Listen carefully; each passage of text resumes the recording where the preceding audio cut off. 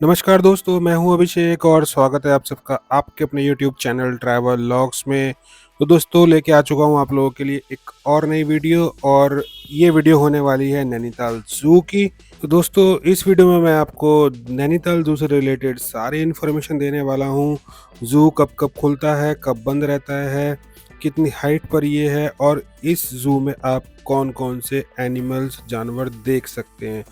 तो टाइम ना वेस्ट करके चलिए शुरू करते हैं इस वीडियो को। Let's get started with the video. दोस्तों अभी मैं आ चुका हूँ नैनीताल ज़ू में और जहाँ से ये ज़ू स्टार्ट होता है ये वो पार्किंग है जहाँ से आप अपने टू व्हीलर से और फोर व्हीलर से इस पॉइंट तक आ सकते हैं। ये चार्जेबल पार्किंग है, यहाँ पे आप अपना टू व्हीलर खड़ा कर सकते हैं। टू व्हीलर की पार्किंग के लिए आपको 36 रुपये देने पड़ेंगे और इस पॉइंट तक आप अपना फोर व्हीलर ला सकते हैं। इसके ऊपर फोर व्हीलर अलाउ बिल्कुल भी नहीं है। दोस्तों टू व्हीलर खड़ा करने के बाद ये रास्ता ऊपर की ओर जाता है जो आपको लेके जाएगा नैनीताल ज़ू की ओर। और भाई देख लो इस तरीके की चढ़ाई होती है जो आपको पैदल ही करनी है। यहाँ पर कोई भी ईवी बैटरी रिक्शा वगैरह कुछ भी अलाउ यहाँ पर नहीं है। तो दोस्तों चढ़ाई करने के बाद मैं आ जाता हूँ ऊपर। सामने लिखा हुआ है नैनीताल ज़ू और नैनीताल ज़ू का पूरा नाम है Govind Ballabh Pant high altitude zoo. दोस्तों ये ज़ू समुद्र तल से 6,900 फीट ऊपर है और लगभग 4.6 हेक्टेयर यानी 11 एकड़ में फैला हुआ है। केवल इकलौता ज़ू है नॉर्थ इंडिया का जो इतने ऊपर हाई ऑल्टीट्यूड पे बना हुआ है। इसके अलावा दार्जिलिंग और सिक्किम में एक ऐसा ज़ू आप देख सकते हैं। ज़ू में एंट्री करने के लिए आपको 100 रुपये की टिकट परचेज करनी पड़ेगी। सीनियर सिटीजन और 5 साल तक के बच्चों का कोई टिकट नहीं लगता है ज़ू में। दोस्तों इस ज़ू की नींव रखी गई थी 1984 में, लेकिन ये पब्लिक के लिए ओपन हुआ था 1 जून 1995 में। दोस्तों ये ज़ू फ्राइडे से लेके और वेडनेसडे तक ओपन रहता है, यानी थर्सडे को ये ज़ू बंद रहता है। टाइमिंग मैं आपको बता देता हूँ, सुबह 10 बजे से और शाम को 4:30 बजे तक ये ज़ू ओपन रहता है। दोस्तों कोई भी ज़ू घूमने का सबसे बढ़िया तरीका रहता है कि यहाँ पे जो एरो बने हुए होते हैं आप उनको फॉलो करते रहें, जिससे आपका टाइम बचता है और आप प्रॉपर तरीके से पूरा ज़ू घूम लेते हैं। जैसे ही आप ज़ू में एंटर होते हैं तो सबसे पहले आपको जो सेक्शन आएगा वो बर्ड्स का सेक्शन आएगा। जैसे ये है गोल्डन फिजेंट। इनकी लाइफ स्पैन की बात करूँ तो भाई जंगलों में 5 से 6 साल और कैप्टिव में मैं बात करूँ तो 15 से 20 साल ये रह सकते हैं। और ज़्यादातर ये सेंट्रल और साउदर्न चाइना में पाए जाते हैं। पॉपुलेशन स्टेटस की मैं बात करूँ भाई तो धीरे धीरे करके ये गोल्डन फिजेंट कम होते जा रहे हैं। बर्ड सेक्शन में और आपको सिल्वर फिजेंट, चीयर फिजेंट और ब्लू एंड येलो मकाओ देखने को मिल जाएंगे। और इस तरह से आपको येलो एरो जो है वो फॉलो करते हुए जाना है। इधर से देखिए मेरे को इस तरफ जाना है और अगर हल्का सा मैं राइट ले लेता हूँ ना तो राइट पे क्रॉस का निशान लगाया हुआ है, मतलब आपको यहाँ पे नहीं जाना है। करेक्ट वे जो है वो सीधा है। भाई सबसे पहले आप ज़ू जाते हैं तो आपके दिमाग में एक ही चीज़ आती है, भाई टाइगर देखने को मिलेगा या नहीं मिलेगा, लॉयन देखने को मिलेगा या नहीं मिलेगा।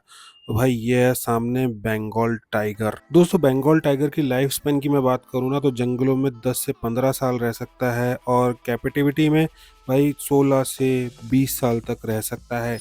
कहाँ कहाँ पाया जाता है बंगाल टाइगर? ज़्यादातर भाई इंडिया में ही पाया जाता है, इंडियन सब कॉन्टिनेंट में। बांग्लादेश, नेपाल, भूटान, म्यांमार और तिब्बत में पाया जाता है और धीरे धीरे करके इनकी पॉपुलेशन ख़त्म सी होती जा रही है। वेट की बात करूँ तो भाई एक मेल बंगाल टाइगर में 180 से 260 किलोग्राम का वजन होता है। फीमेल टाइगर में 100 से लेके और 160 किलोग्राम का वजन होता है। ये जो टाइगर के ऊपर आप ब्लैक स्ट्राइप्स देखते हैं ना, ये हर एक टाइगर पे अलग अलग होती हैं। इसी से इनका आइडेंटिफिकेशन किया जाता है। जैसे कि हमारे सबके हैंड्स और फिंगरप्रिंट्स अलग अलग होते हैं, इनके भी शरीर पे ये ब्लैक स्ट्राइप्स अलग अलग होती हैं। नैनीताल ज़ू में आपको ये सारे एनिमल्स देखने को मिल जाएंगे, जिसमें प्रमुख है tiger, red panda, bear, leopard और डियर। और नैनीताल ज़ू जो है थोड़ा हाइट पर है, इसलिए यहाँ पर आपको सीढ़ियाँ चढ़नी पड़ती हैं। तो बंगाल टाइगर देखने के बाद भाई मैं आ जाता हूँ अगले सेक्शन में, जहाँ मुझे दिखाई देता है हिमालयन भालू। और वेट अगर मैं इसका बताऊं तो भाई एक मेल भालू में 60 से लेकर 200 किलोग्राम का वजन होता है और वहीं फीमेल भालू में 40 से लेके 125 किलोग्राम का वजन होता है। और इनका भाई मैं लाइफ स्पेन की बात करूं तो लाइफ स्पेन इनका जब ये जंगलों में रहते हैं तो 15 से 25 साल, और कैप्टिविटी में रहते हैं तो 30 साल तक ये सरवाइव कर सकते हैं। दोस्तों मेनली जो हिमालयन ब्लैक बियर पाया जाता है वो हिमालयन की रेंज जो हो गई तिब्बत में, इंडिया में, चाइना और भूटान, इन ही जगहों पर पाया जाता है। दोस्तों अब मैं आ जाता हूँ हिमालयन गोरिल देखने, और वेट की बात करूँ भाई, मेल में इसमें 28 से 42 किलो और फीमेल में 22 से 35 किलो तक का वेट होता है। और ज़्यादातर पाया जाता है ये इंडियन सब कॉन्टिनेंट में, बांग्लादेश, नेपाल, भूटान, म्यांमार और तिब्बत में। दोस्तों नैनीताल जू बहुत हाइट पर है। इतनी हाइट पर आने के बाद आपको नैनी झील भी यहाँ से देखने को मिल जाएगी। और नैनी झील पे इस टाइम पे देखिए बादल लग चुके हैं, और ये जो सेक्शन है ना, इधर ये सेक्शन खाली पड़ा हुआ है। दोस्तों मैं और ऊपर थोड़ा आ जाता हूँ तो मुझे ये फिर भालू दिखाई दे जाता है। ये वही भालू है जो मैंने आपको वीडियो में पहले दिखाया है। दोस्तों अब मैं आ जाता हूँ रेड पांडा देखने के लिए। मोस्टली ये पाया जाता है नेपाल, बर्मा और सेंट्रल चाइना में। तो भाई लाइफ स्पैन की बात करूं तो जंगल में रेड पांडा 8 से 10 साल तक और कैप्टिविटी में 14 साल तक जिंदा रह सकता है। तो भाई ये देखो, ये है रेड पांडा। पहले तो मैं इसको नीचे की ओर देख रहा था, नीचे भाई ये मुझे मिला ही नहीं, ऊपर बैठा हुआ था रेड पांडा। दोस्तों जू घूमते घूमते ना एक रास्ता चला जाता है इधर मंदिर की ओर।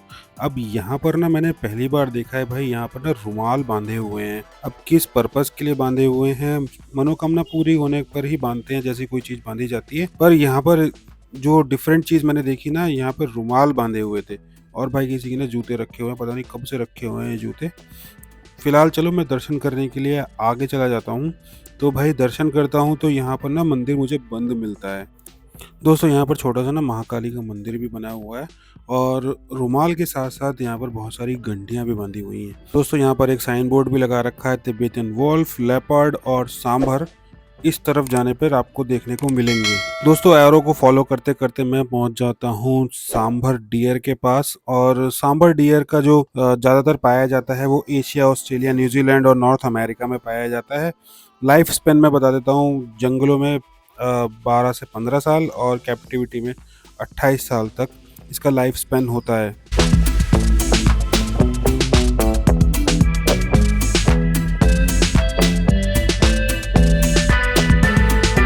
दोस्तों ये है सांबर डियर। वेट की बात करूं भाई, मेल में 260 से 300 किलो और फीमेल में 200 से 250 किलो मेनली पाया जाता है ऑस्ट्रेलिया। दोस्तों मैं आ जाता हूं लेपर्ड वाले सेक्शन में, और मेनली ये पाया जाता है अफ्रीका और साउदर्न एशिया में। दोस्तों वेट की बात करूं तो मेल में 37 से 90 किलो तक का वजन होता है, और फीमेल में 28 से और 60 किलो तक का। लाइफ स्पैन की बात करूं तो भाई जंगलों में ये 10 से 15 साल और कैप्टिविटी में 20 साल तक इनका लाइफ स्पैन होता है। दोस्तों नैनीताल जू में आपको वाइट पीकॉक भी देखने को मिल जाएगा। मेनली ये पाया जाता है इंडिया, श्रीलंका, जावा और म्यांमार में। लाइफ स्पेन की बात करूँ तो भाई जंगलों में ये जीवित रहता है 15 साल तक, और कैप्टिविटी में भाई इसका लाइफ स्पेन रहता है 23 साल तक। दोस्तों यहाँ पे आपको common parrot, love birds, blue and yellow macaw birds भी देखने को मिल जाएंगी।